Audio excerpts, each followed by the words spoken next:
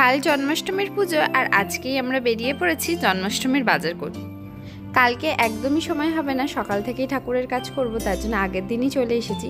আর এখানে আসতে গিয়ে না পুরো ভিজে গেছি। আর জানোই তাল কেনা বা বাজার করার খুব বেশি এক্সপিরিয়েন্স একদমই আমার নেই, তার জন্য যখনই কিছু কিনি ভীষণ ভয়ে ভয়ে কিনি।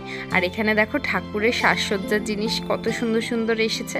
আমি এখান থেকে ঠাকুরের কাপড় নিয়েছি, আর দোলনাগুলো কি সুন্দর ছিল না।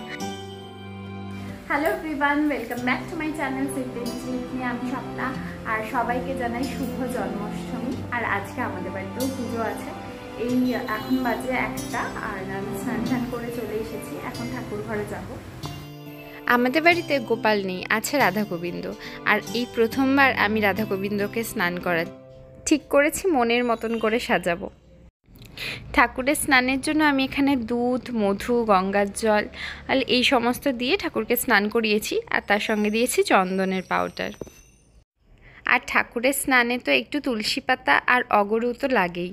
ঠাকুরকে ভালো করে স্নান করিয়ে গা মুছিয়ে নতুন জামা পরিয়ে দিলাম। এত সুন্দর করে স্নান হলো, এরপরে সাজসজ্জার পালা। আর দেখো কত কিছু নিয়ে বসেছি। কোনটা দিয়ে যে সাজাবো সেটা প্রথমে ঠিকই করতে পারছিলাম না। তারপরে ভাবলাম এই রাধা গোবিন্দ হচ্ছে ঠাম্মা খুব শখ করে এই জিনিসগুলো ঠাকুরের জন্য বানিয়েছিল। আজ তাই ভাবলাম ঠাম্মার বানানো এই সমস্ত জিনিস পরাবো।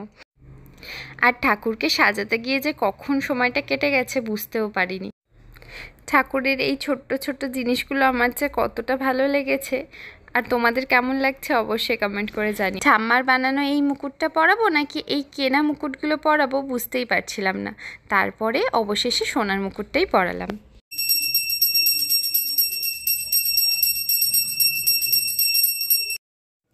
এইসব করতে করতে অনেকটাই সময় লেগে গেছে, তার জন্য ঠাকুরকে আগে পুজো দিলাম, এরপরে ঠাকুরের ভোগ বানাচ্ছি। আমাদের বাড়িতে কোনো ঠাকুরকেই অন্নভোগ দেয় না। আর আমি শুনেছি নাকি গোপাল ঠাকুরের পুজোয় অন্নভোগ চলে না, তার পরের দিন নাকি মানে ঠাকুরকে অন্নভোগ দেয়। তো আমি এখানে অন্যের কোনো জিনিস দিচ্ছি না, এখানে তালের বড়া, তালের ক্ষীর, ম্যাক্সিমাম জিনিসটাই তাল আর দুধের মধ্যেই করেছি। আর এটা হচ্ছে তালের ক্ষীর চাল দিচ্ছি, যার মধ্যে নারকেল করা আছে। আর ঠাকুরের তো মালপোয়া বড্ড পছন্দের, তাই মালপোয়াও বানিয়েছি। ঠাকুরের এই ভোগ রান্না করতে আমার ভীষণ ভালো লাগে। সে যেই পুজোই হোক, পুজো হলেই না আমার মনটা ভালো হয়েছে। তোমাদেরও কি একই রকমই হয়? অবশ্যই কমেন্ট করে জানিও। আর এখানে দেখো আমি একটুখানি সিমইয়ের পায়েস বানাচ্ছি, আর এটা ঠাকুরকে দেয়। আর এখানে দেখো যতগুলো বড়া ভাজার ছিল ভেজে ফেলেছি। তালের ব্যাটারটা করার সময় না আমি একটু দুধটা বেশি দিয়ে ফেলেছি, তাই ব্যাটারটা খুব পাতলা হয়ে গেছে, তাই বড়াগুলো খুব বেশি ফোলিনি, কিন্তু খুব নরম হয়েছিল। তোমরা এই জিনিসটাকে তালের পাতুরি বলতে পারো। কলা পাতাটাকে ভালো করে দুপিঠটা সেঁকে নিয়েছি, তারপরে আমি এখানে দেখো যেই বড়া বানানোর জন্য যেই ব্যাটারটা বানিয়েছিলাম সেটাই দিয়ে দিচ্ছি। আর তারপরে পাতাটাকে ফোল্ড করে নেবো, আর এটা একটুখানি তেলে সেঁকে নেবো। এইটা হচ্ছে ঠাম্মা নাকি করতো আগে, আমি কখনো খাইনি। সবাই এতবার করে এটার কথা বলেছে, তার জন্য এটা আমি ঠাকুরের ভোগে বানিয়েছিলাম এবছর। যারা তালের জিনিস খেতে ভালোবাসো কিন্তু একটু হেলদি কিছু খেতে চাইছো, তারা এটা খেতেই পারো, ভীষণ ভালো খেতে। ঠাকুরের কাজ করতে করতে সময়টা কখন কিভাবে কেটে গেল সেটা বুঝতেও পারিনি। এখানে দেখো সমস্ত কিছু ভোগ আমরা সাজিয়ে দিয়েছি। এরপর পুজোটা মা দেবে। আমাদের বাড়িতে ঠাকুরমশাই আসে না, মাই পাঁচালি পড়ে।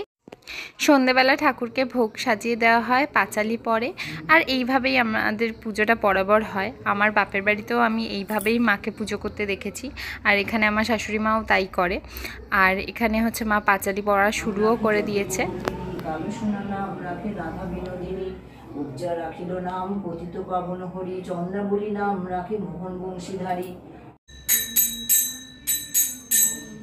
ঠাকুরের পুজো শেষ হতে হতে 6:30 7টা বেজে গেছিলো। এরপর প্রসাদ খাওয়ার পালা। সমস্ত কিছু প্রসাদ এক প্লেটে সাজিয়ে নিয়ে বসেছি, এবার আমি প্রসাদ খাবো।